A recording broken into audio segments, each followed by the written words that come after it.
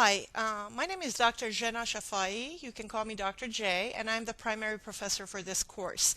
I'd like to show you how to maneuver your way around my course, and also on a weekly basis, what are some things that you must do. Let's start with course information button. This is where you can access the syllabus and the course calendar. What you see on the screen is for a 12-week course, but if you're taking a 10-week course, then it would probably say 10-week course. If you click on it, you will see two links. One takes you to the syllabus and one takes you to the course calendar. The course calendar is also actually in the course syllabus. This is a calendar that it's a one page that I suggest strongly that you print and let me open it for you, that you print because each week of the course is coordinated or is synchronized with with some dates. I'm gonna cancel to get to it. So what you see is the course calendar here, and you can see week 1 goes from what date to what day, which month, or whatever. And so it tells you what the subject is for that week, or what chapters to read, what appendixes to read, the topic that we cover, the due date for the homework. By 10 a.m. on that day, you're supposed to turn in those homeworks.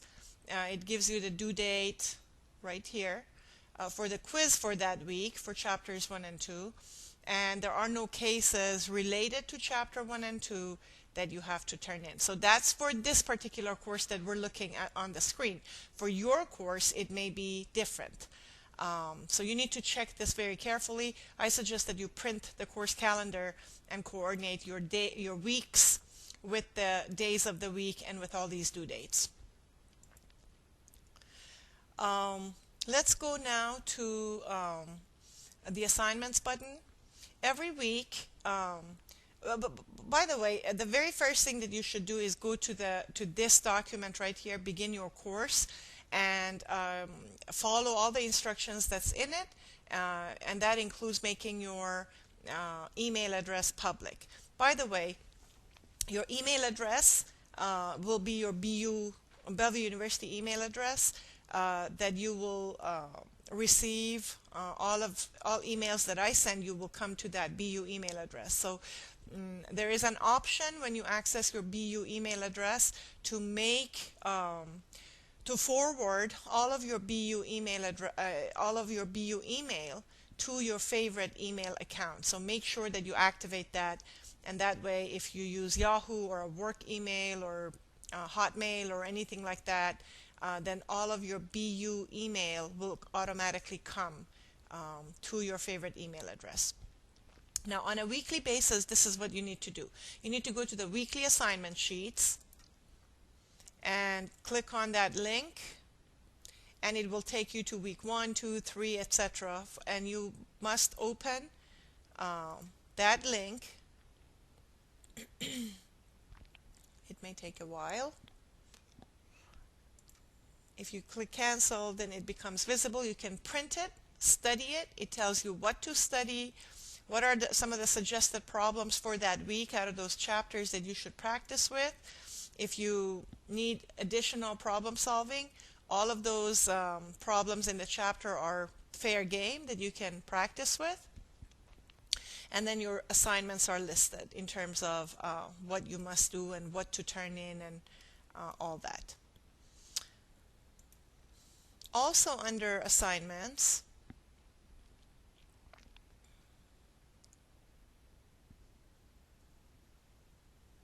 there is weekly graded homework. You must access it, read all these instructions and anything else that I may have. Make sure that you understand everything, and then you'll see the homework for that particular week visible. If you click on it and say OK, you will be taken to it. This is for a current course that I'm teaching right now, and we're on forecasting chapter. You can print this, work on it, on all these questions throughout the week as you study, and then later on in the week you can, and there is a submit button at the very end. I don't know if you can see the submit button now on the screen or not, but when you're done at the end of the week on Sunday at 10 a.m.,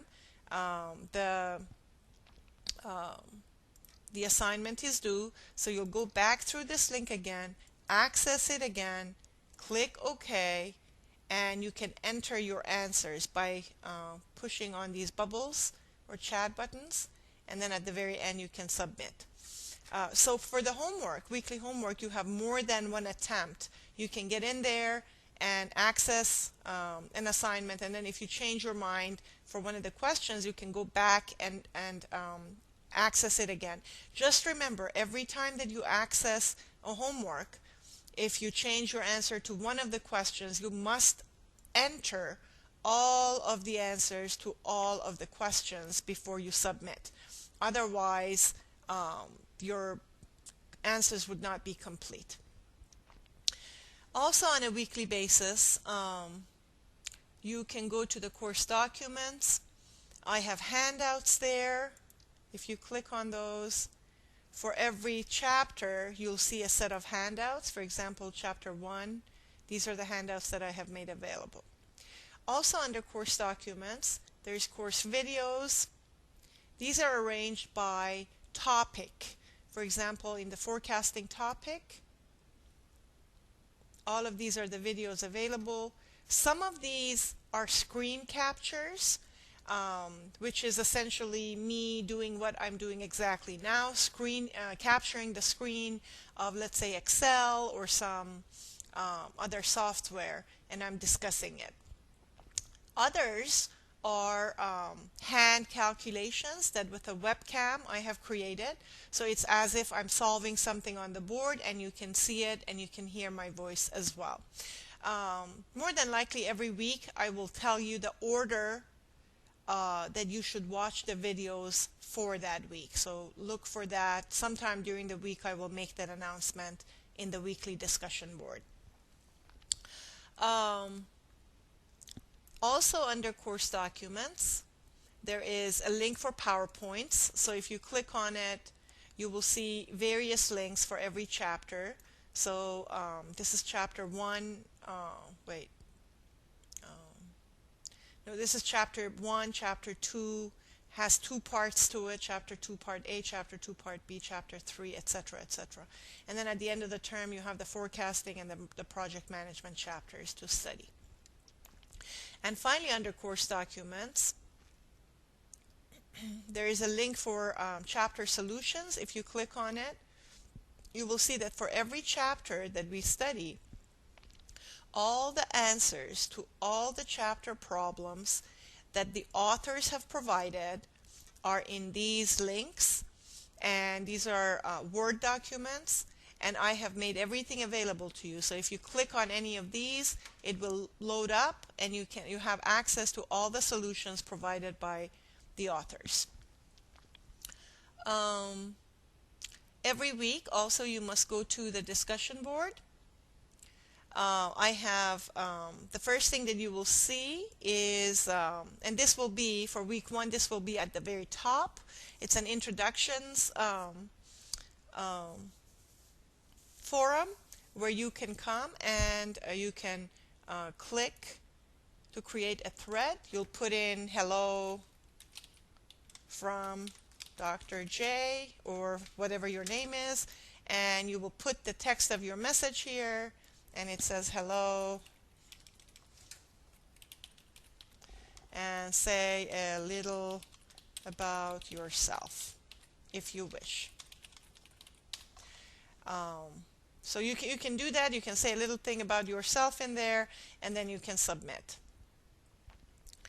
And then others can come. This is Jennifer Mitchison, who has come and has posted a hello message, and Brian Rochelle has responded to her. Make sure that as you, if you want to make a reply to Jennifer Mitchison, make sure that you click on her message and then click reply to post your message. Otherwise, I'm going to go back now. Otherwise, if you click on Brian Rochelle and bring his answer up, which is here. And if you reply to that, then your message is going to be posted to Brian's. And here you are, you can change this and you can say hello, oops, hello Jennifer.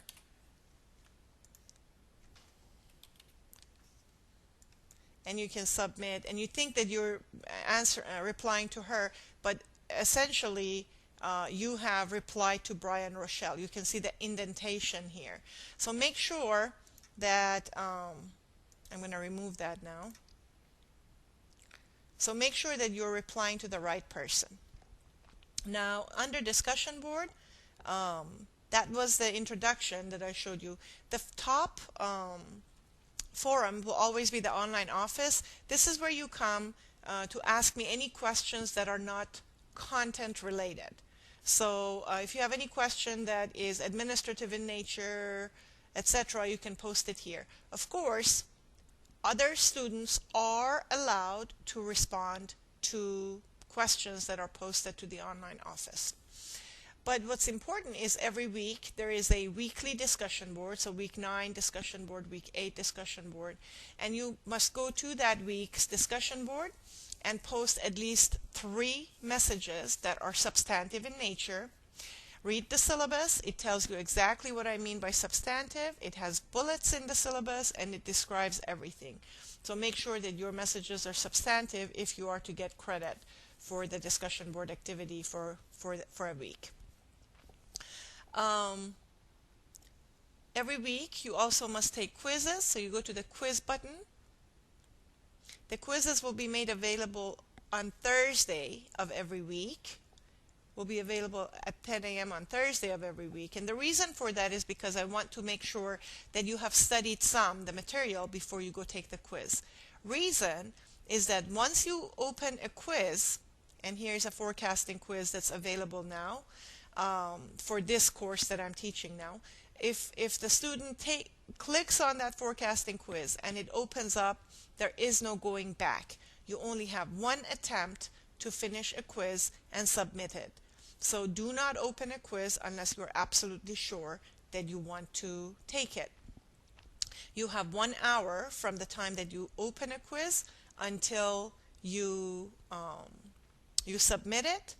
And there are 10 questions for these quizzes. They're multiple choice. Some are problem solving. You can use software while you're taking a quiz. Just make sure that you reduce the page. Do not close it. Just make sure that you reduce the page or minimize it to launch another software or some other application, because if you close out of Blackboard and your quiz window, there is no way that you can get back into it. Read these instructions carefully. When you take a quiz, you're supposed to write down your answers to every question as you're taking it. Keep those answers safe until after I make your grades visible to you. Once you see your grade, then that's okay. But until then, you need to keep your answers. That way, if there's a technical difficulty and you must give me your answers, you are able to, so I can give you credit. And finally, you have cases to turn in. If you go to the group page, there are various groups that I will form. I will probably do this in about week 3 of the course. Find your name.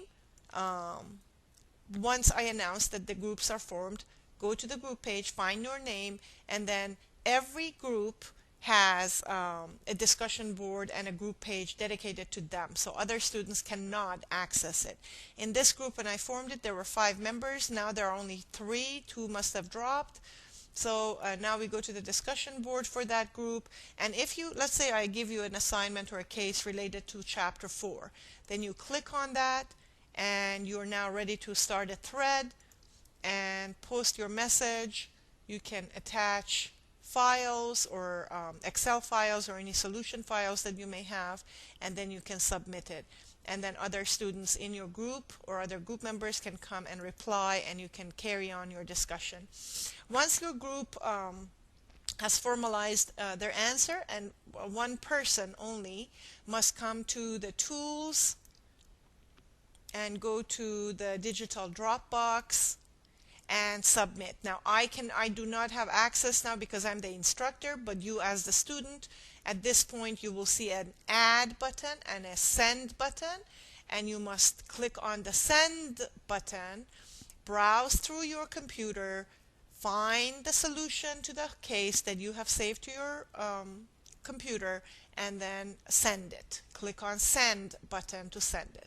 And that's how I will get it. And then when I'm ready to read your case solution, then I will go through my digital Dropbox, through my control panel, through my digital Dropbox, and then I will see everything that has been submitted to me. So my view is different from your view. Okay, I think that's all that I have to say. This has been an introduction to the course and MBA 522 and how it has been set up so you can find your way. My name is Dr. Jenna Shafai, and I am the primary professor for this class, and I teach also several sections of it, so it is possible that you may have me as the instructor for this class. Thank you, and see you cyber actively maybe.